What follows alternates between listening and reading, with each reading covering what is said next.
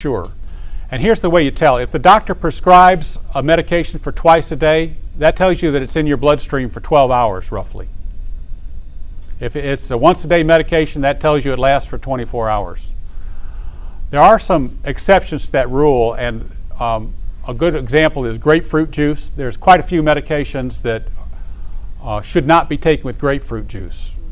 What do? I take some of these medications myself, and I tell people just get in a habit. I keep all my pills next to my toothbrush.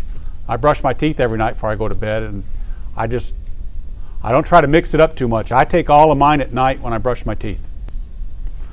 So we're going to move on.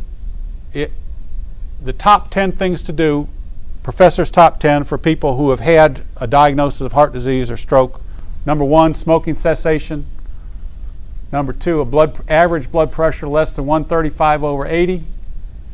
LDL less than 70. Triglycerides less than 150. Regular exercise. A BMI of less than 25. The BMI is just a height-weight ratio. It doesn't take into account muscle mass or body fat percentage, but it's useful as a number.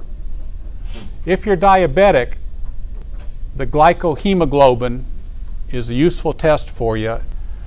When you prick your finger, it tells you what your blood sugar is right now. It's an instantaneous value. The glycohemoglobin, or A1C, is what your average blood sugar has been over the prior 90 days. So it's a much more averaged measurement of your control of your diabetes. And if you are diabetic, you want your glycohemoglobin less than 7. That's the A1C test if you're diabetic. That last one there, what is that? This one? It's a new word for me. Yeah, that's a test of what your average blood sugar has been over the prior 90 days. So if you're diabetic, you want to know what your glycohemoglobin, also known as an A1C, is, and you want it to be less than 7. I always have a low. A little bit of aspirin every day, ACE inhibitors, and beta blockers. So those are the professor's top 10 in terms of preventing future events.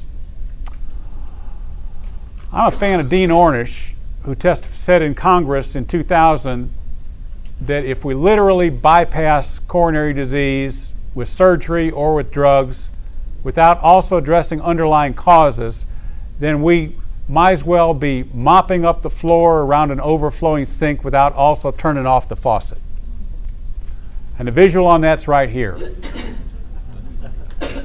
So when I get somebody in the office that's had a heart attack, had bypass surgery, and they haven't quit smoking, and they're not exercising, and they haven't cleaned up their diet, that's what I tell them. I tell them, your sink is overflowing and you're not even turning off the faucet. Now, I'm going to close with a little bit of fun. If you get it, that this salad with the ham and the potato salad and the cheese and the olives and all the extras, if you conceptually get it, that's not much different than this, a little bit of lettuce with 4 cheeseburgers, then you might be your own best doctor. If you can quit watching TV like this and start watching TV like this, then you might be your own best doctor. If when you look at the supplements in the pharmacy, you at least think skeptically, then I think you're being your own best doctor.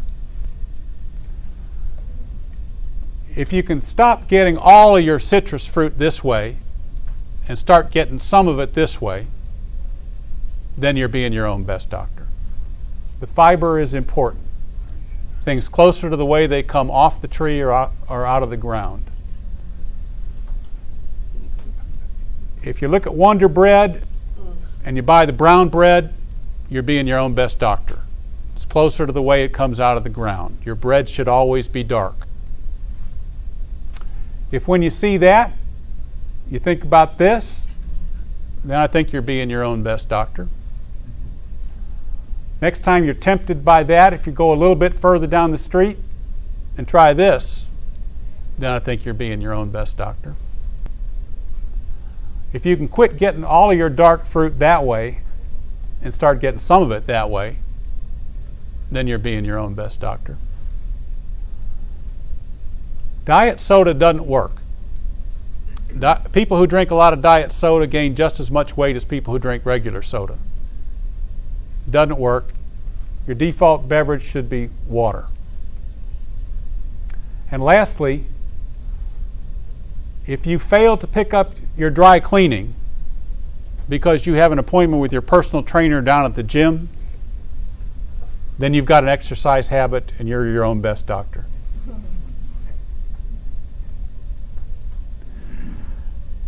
So if I've given you the right information there, this is what I'm going to close with. The biggest room in the world is the room for improvement. That came from Charles Atlas. So I encourage people about their diet and their exercise and their medication regimen. And hopefully here I've given you the 1% theory. It's 99% practice after that. That comes from Pattabhi Jois. So again, I appreciate you folks indulging me a few extra minutes, and thank you all again for coming.